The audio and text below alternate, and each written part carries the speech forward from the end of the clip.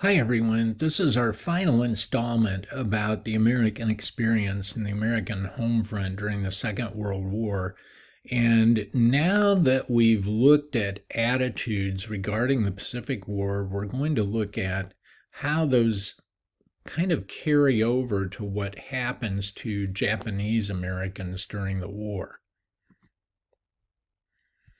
So, there was a lot of fear to the level of panic in some locations immediately after the attack on Pearl Harbor. And these fears and this panic was especially pervasive on the west coast of the United States, where there was concern that the Japanese Navy might show up off the coast of California and attack San Diego or Los Angeles. In fact, there was a whole kind of panic that swept Los Angeles that was depicted in an old movie from the 1980s with the late John Belushi and Dan Aykroyd co-starring this film called 1941. Not a very good movie, but it's based on this kind of panic that swept Los Angeles. Within the War Department, there was a racist general, John DeWitt, who came up with the idea of literally rounding up all Japanese Americans in the continental United States, about 120,000 people, and placing them in concentration camps for the duration of the war. And Witt was a racist, plain and simple. But he justified this with the argument that Japanese Americans represented potential spies, saboteurs, and remember, 2/3 of these Japanese Americans living in the United States were American citizens, meaning they'd been born here.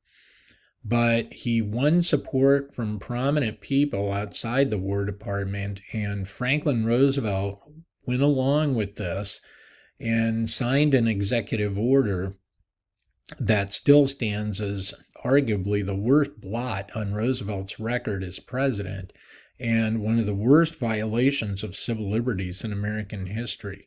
And so this whole series of concentration camps were built in remote locations, primarily in the western United States, although not exclusively there. There were a couple in southeastern Arkansas, in a sparsely populated, swampy part of Arkansas. There were protests and objections by Japanese Americans against this. You see here, famous photograph, Japanese American owner of a grocery store in Oakland, California, placing a sign on the exterior of the building, "I am an American." There was a litigation against this, a case that reached the U.S. Supreme Court. And in 1944, the U.S. Supreme Court, in this famous decision, Korematsu versus the United States, upheld the roundup and relocation of Japanese Americans to these concentration camps. So here's a photograph showing part of this process in early 1942 in Los Angeles. Japanese Americans were only allowed the possessions they could carry, basically one large trunk or one or two regular sized suitcases. And so people ended up losing their homes, their farms, their businesses. They were never compensated for this until decades later in the the late 1980s, early 1990s, during the administration of George H.W. Bush, when there was legislation passed granting a small kind of amount of compensation. I think it was about $20,000 to survivors and or descendants who had suffered through this. But was terribly traumatic for Japanese Americans who were rounded up, tagged. Each person was tagged and assigned a number, which you would expect going to a concentration camp, and sent off from where they were living to an uncertain future. Many of the camps were not completed. Construction of them hadn't been finished when the roundups began. And so in the state of California, what was done is that Japanese Americans were sent, they were told temporarily, to horse racing tracks throughout the state. It turned out they had to live at these horse racing tracks for several months, and they were housed in stalls that had previously been used for the horses.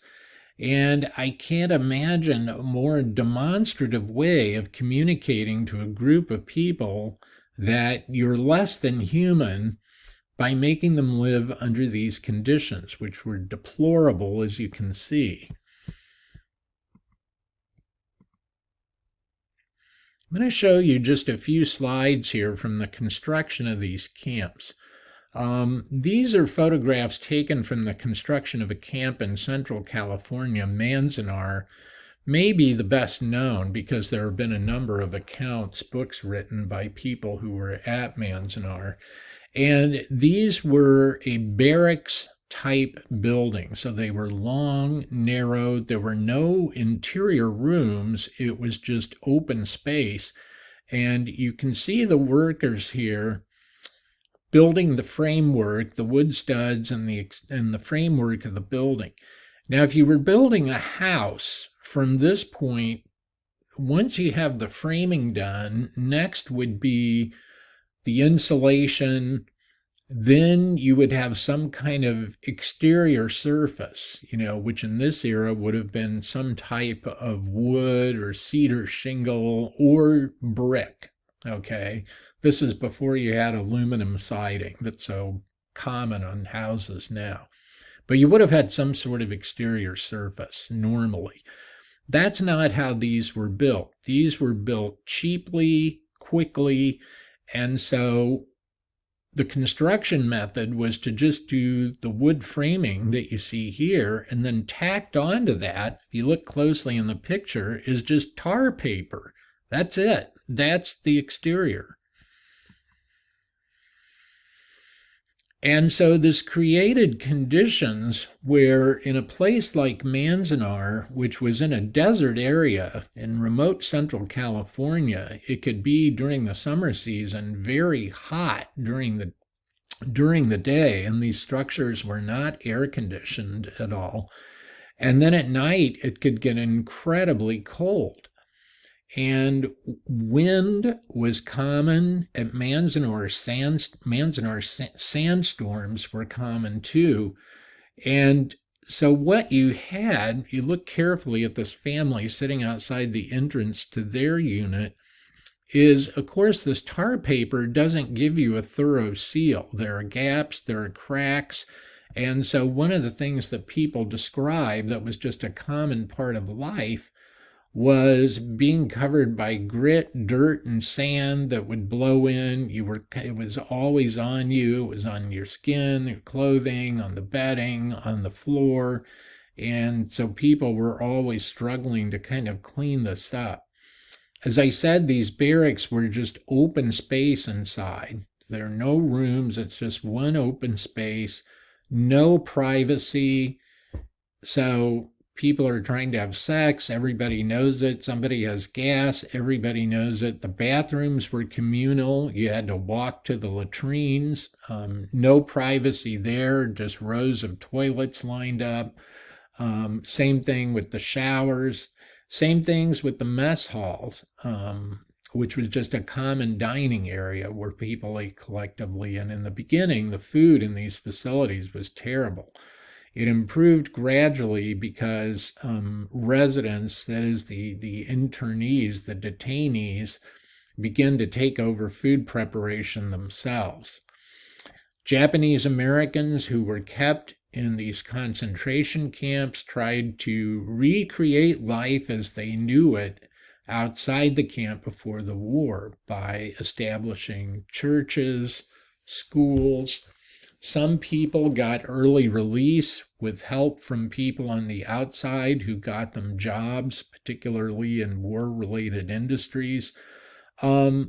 The other insult is that after the US government did this, so depriving people of their rights, placing them in concentration camps, is that Japanese American men were subject to the draft.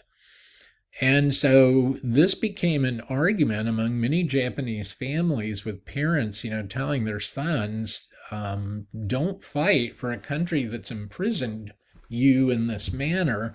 And the younger generation arguing, we have to because this is going to prove we're citizens. And indeed, the Japanese American regiment that served in the U.S. Army during World War II, fighting in North Africa, Italy, and France, ended up being the most highly decorated outfit in the Army from the entire war. Couple good accounts of this that I would recommend if you want to read more about it. One, the book Farewell to Manzanar by Jean Wakatsuki Houston, who was a child when her family was relocated to Manzanar Camp. Some of you may have already read this. It's a very easy read, but it's a powerful book. This is a book sometimes students have even read in middle school and frequently in high school. I've used it a few times over the years for this class. But it's very good. The first half of the book, she really sticks to trying to describe this from the perspective of a child and from a child's eyes, how she experienced it. And the second half of the book talks about the difficulties, challenges, and the discrimination she faced after the war, re-entering American society, and the way that she was frequently discriminated against and ostracized in school in California. Another book I've used, Desert Exile by Yoshika Uchida, is interesting. Her family was placed in a different camp, Camp Topaz in Utah.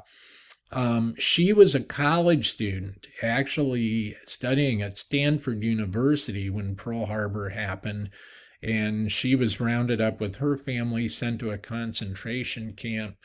With help from a white family on the outside, she is released before the end of the war, and they help her get a job as a teacher.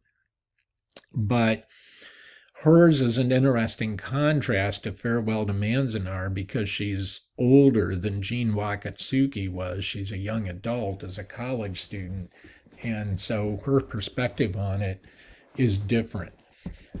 So these are two interesting accounts to read, though, about what still stands as one of the most shameful episodes in American history, and one influenced by these attitudes I've talked about that existed among Americans about the Pacific War.